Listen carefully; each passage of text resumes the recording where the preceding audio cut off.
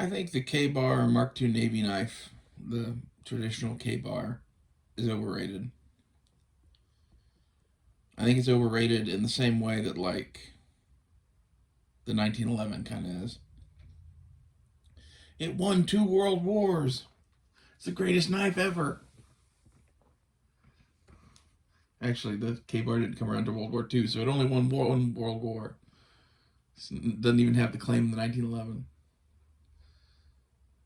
But I like the history of the knife, and like as a fighting knife, like sure, like if you're just gonna use it to stick people with, there's no reason not to buy a K-bar. But if you just want like a general purpose utility knife, I think the K-bar is a little overpriced for what it is. Seems to me that like now K-bars are around the $100 mark. That seems just utterly ridiculous. Growing up, it was always like a $50, $60 knife.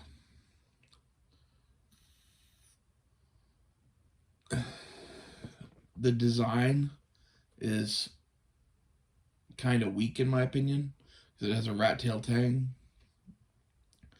It does have a nice, comfortable round handle, but that's not everything in a knife design.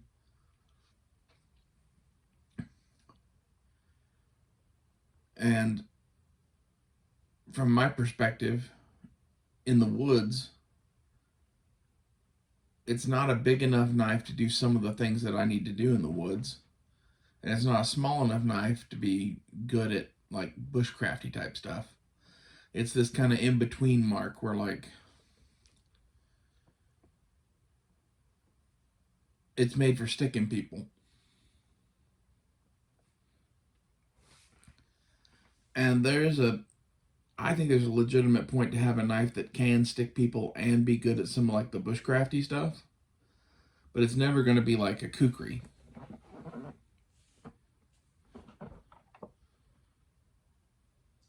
A kukri is like a small axe, basically.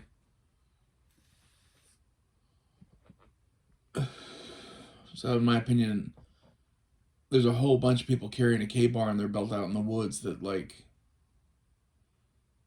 think it's the ultimate knife ever, and it's really not. I like a full tank construction, and it loses points there just kind of automatically. Not to mention that K-bar as a company's heat treat kind of sucks in my opinion. I've seen many K-bars just snap or bend, and like steel shouldn't do either one of those things if it's properly heat treated. Especially they're made out of 1095 high carbon, which is really tough stuff.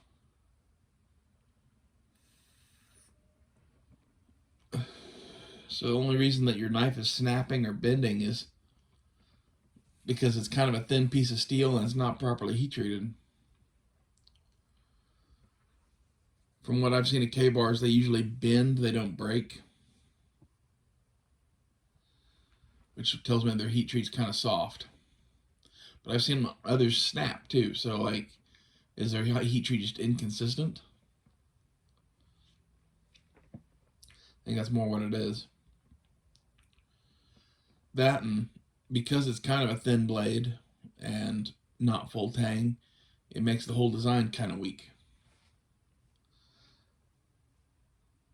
If you bumped up the thickness of the steel a little bit and made it to where it was a full tang knife, it would take many of my complaints away. But I'd still have the complaint that it's kind of a in between size that I don't really have a purpose for.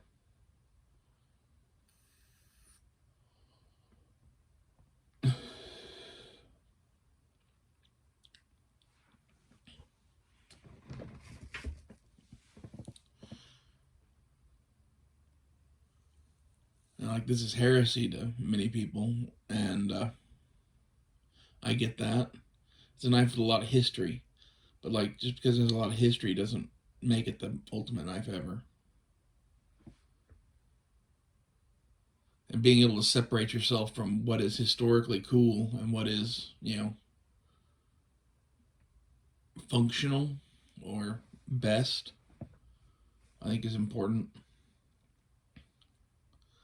I've owned many K bars, and I don't own any right now because, again, they're kind of expensive. You can usually sell them pretty easily, and it's not a knife I really have a use for. One of my favorite knives used to be the Ontario Spec Plus Marine, the SP1, I think it was, because it was like a $35 knife that did everything that a K bar would do and more. It had a craton handle on it that was molded onto the thing, which I don't know what their tang construction under there's like, but I always kind of assumed that it was more full tang than a regular K bar. I really like that knife.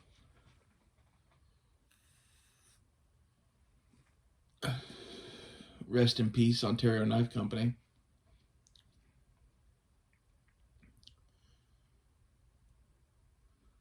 But it was also a fighter. And like this is sort of the thing is that when you're talking about a K bar, you're talking about something that is a dedicated fighting knife, in my opinion. Just because you can use it for some utility tasks doesn't make it great at that.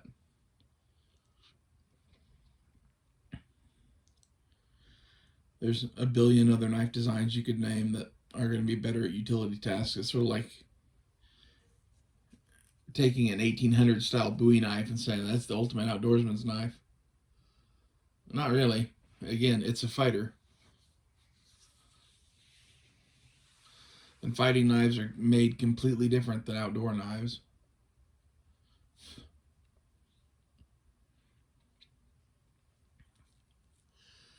And like maybe that's what you're looking for. Like if you're a Marine and you want a knife on your hip, I get why you carry a K bar. That's the knife to carry.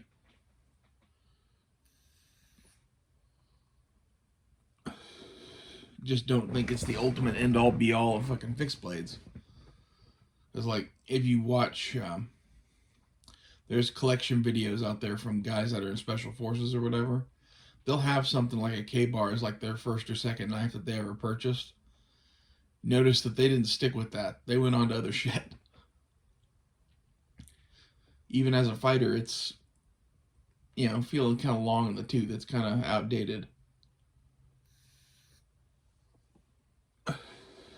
The advantage it has as a fighter is it doesn't have to do that much. Flesh isn't that difficult to cut. Um, it's not a hard use thing for a knife.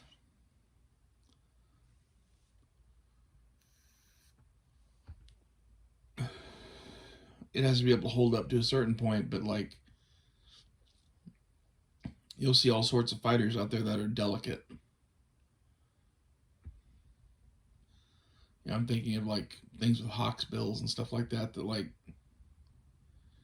use them on wood and they just snap the tip off. It's a different philosophy of use, to steal a nut and fancy term.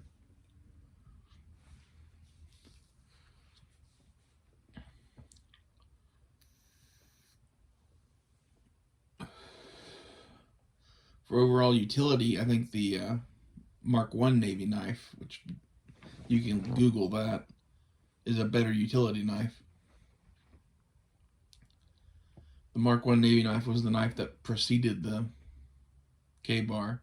That's why the K bar is called the Mark II Navy knife. And it's a 4-inch blade. It's kind of flat ground. It's made to do utility tasks. It's a deck knife.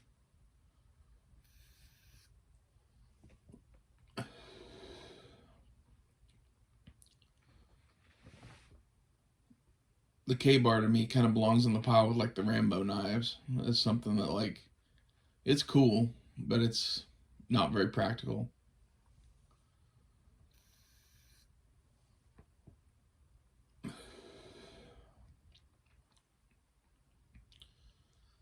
It's one of those things like, what are you going to do with a K bar in the outdoors that you are specifically buying it for?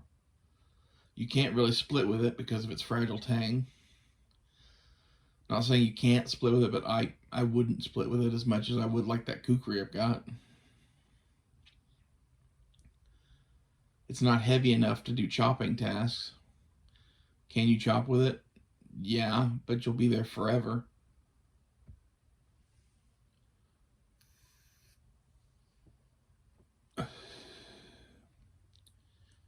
It's just not the optimal knife. It's sad to say because like the K-bar is cool. That's why it's still being made after all these years. I think there's a whole bunch of people that own a K-bar that sits in a knife case or sits wherever their knife collection is. It's just one of those things they have to check off the list.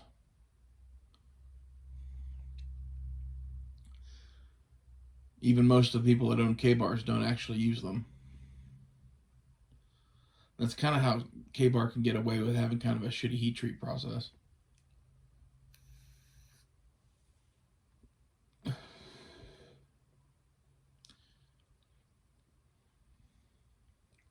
You're like, well, it's a good just all-around knife. I'll give you that. It's a good all-around 7-inch blade. But like, name me a task that, other than sticking people, that you're going to use a 7-inch blade for.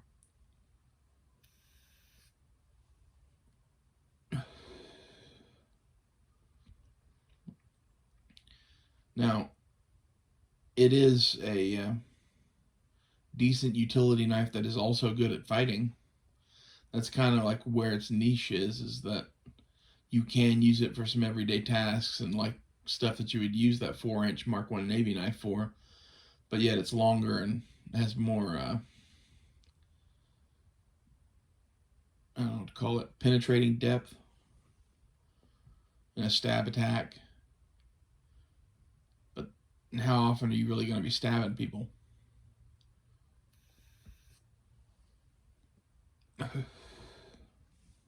Your average person probably isn't going to do that. And if they are going to like get in a knife fight these days, it's probably not with a K-bar. Most people don't go around with a K-bar in their hip. They carry pocket knives.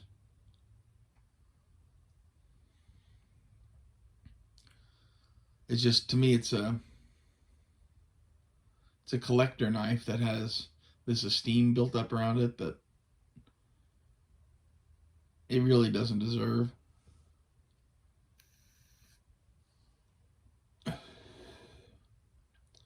Like as a soldier knife, what are you doing with that knife usually? You're opening fucking MREs or using it for just utility tasks. You can do that with any knife. That's where that kind of fighting utility thing comes in, is that it can do all that shit and stab people, and it's kind of like a purpose built tool for that. Has just enough utility to get everyday tasks done, but is also something that you could fight with.